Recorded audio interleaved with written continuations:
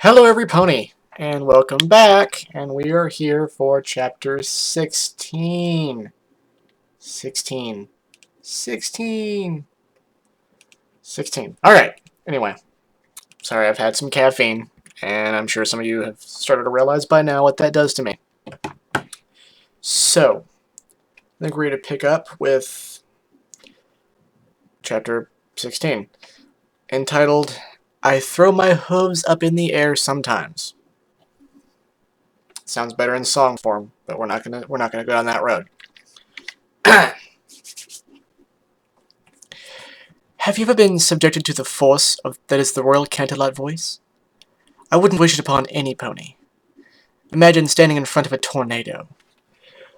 When I said by any means necessary, I meant short of setting off a bomb! Luna bellowed, her eyes aglow with rage. Be fortunate that I do not brand you a terrorist! Vinyl cringed. You should have been more specific. You idiot! She whirled around. What am I saying? I'm the idiot. It was a tiny bomb? How could you be so stupid? How could I be so stupid? I should have known you would pull something like this. The princess was now slamming her head into the wall repeatedly. This is a nightmare. Have you seen the headlines? It actually looked quite painful. All you had to do was sneak in and remove the evidence. Sending a message? You've got mail. Message received. Final scratch. Do you know how this looks? Not only for Canterlot, but also for the inner circle? Very bad. How in Equestria can we even fathom exposing our true nature when we have hotheads like you pulling these kinds of stunts? I'd never seen Vinyl so meek.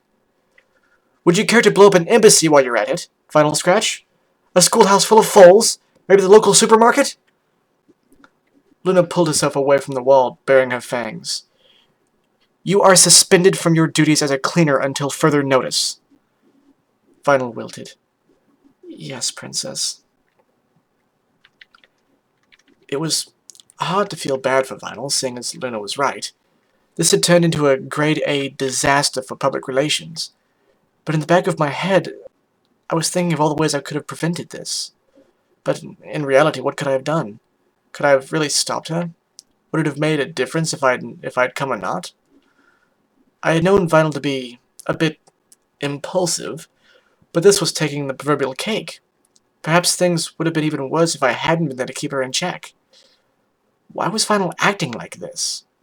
Why was she resorting to such drastic measures just to make a point? Vinyl was many things, but she wasn't dumb. She certainly knew how to act. Her attack on Equestria Daily was a calculated move of some sort. It's no wonder we have enemies. After being roughly escorted out of the castle, I wheeled on Vinyl. Why did you do it, Vinyl? It's us or them, Octavia, Vinyl growled. I've done dealings with these jerks. Maybe Princess Luna thinks we can work things out, but you know how things are. No, I don't, I snapped. You've made things worse, not better. We were making breakthroughs. Princess Luna said, You're not stupid. Don't start acting like it now. Don't tell me you would be so naive as to think that for 1 second things would change. I would. This is Equestria. Sunshine and rainbows, isn't it? Ponies have a hard time accepting change. We can barely kiss in public. I don't think we could even marry. Us, 2 mares. You think that Equestria is just going to accept us like that? Yes. Princess Celestia, she could explain everything. She'll tell them we won't hurt her fly. She scowled. Every pony may love Princess Celestia, but it doesn't mean they'll like it. And what then? That shut me up good. What then? Vinyl was lying, straight through her fangs. She was emotionally invested in this. She had something against that silver streak mare, against the silver horseshoes. I just had to find out what. Or maybe I should just cut things off completely. Perhaps the most jarring thing was how Vinyl could change her attitude with the flip of a switch. One second she could be DJ Pone 3, potting and dancing and banging her head to the beat of the music. Then she could be a vampire, predatory and monstrous. At the drop of a coin, she could then perhaps be something more terrifying. This was another side that knew no bounds, had no restraint, would risk whatever it took if it meant keeping our dirty little secrets by any means necessary. Ruthless and violent, almost psychotic. Which was why, after another sleepless night, I was perturbed to find Vinyl up bright and early, sashaying around and singing as she made me breakfast. Morning, Octi. She flipped off her headphones. The way she said it was too cheerful, too innocent. It made me shiver. Good morning, Vinyl. It looked like the room had been torn apart. What are you doing?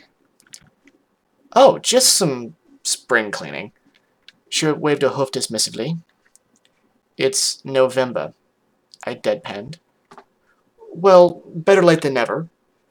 Princess Luna said no more explosives, so I'm cleaning them out. I jumped. You keep explosives in our kitchen pantry? Just a few. I have grenade stash all over Canada lot, in case of grenade emergencies. Vinyl explained, as a matter of factly. What is that? I shrieked, pointing at an object stashed inside our closet. Well, it's not a party cannon, if that's what you were asking. I can literally see it. No, you can't. Vinyl jumped in my way, knocking over a few things on the shelf. Is that a stick of dynamite? What dynamite? Did you hear the explosion last night? Brass Beauty hollered. It was so loud I could hear it across the city. Awesome! Hoppo shook his head. Brass, that's not funny. Some pony could have gotten hurt. Ah, forget you. No pony got hurt. Life needs a few explosions now and then to spice things up. They say it was a gas leak, Hop added. In a newspaper agency. Not likely. Frederick scoffed. And what about you, Octavia? I squeaked.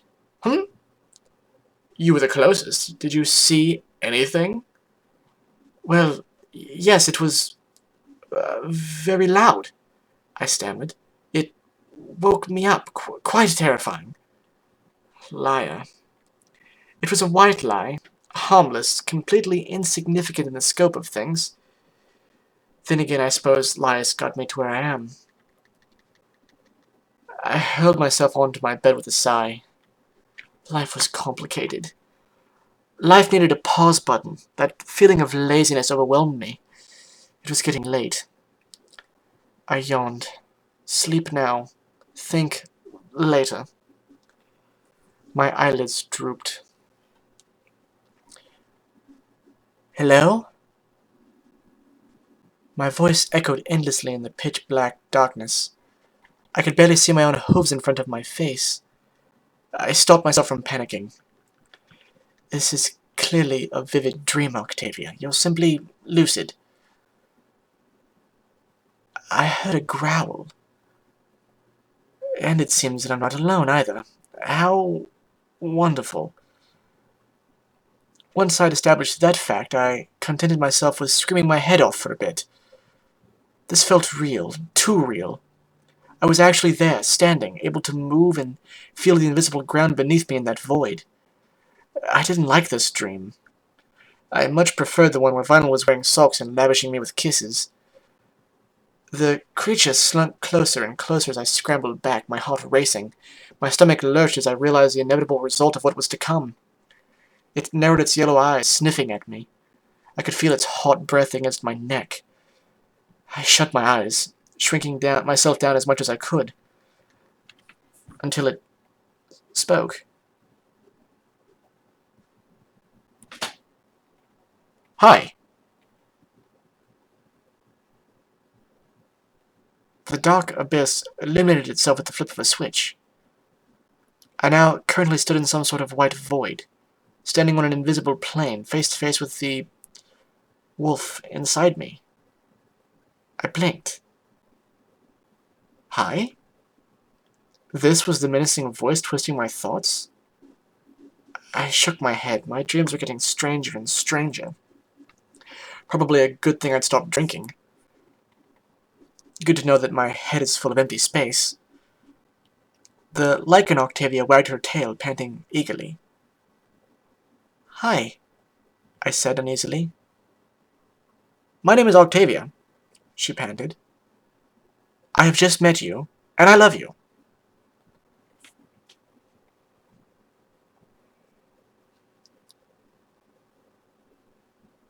And that's the end of chapter 16. Oh, so dramatic. Now, since that was an incredibly short chapter and I'm fully aware of it, I'm going to go ahead and start uploading this and then record the next chapter. Just because I'm so nice. So, talk to you again soon.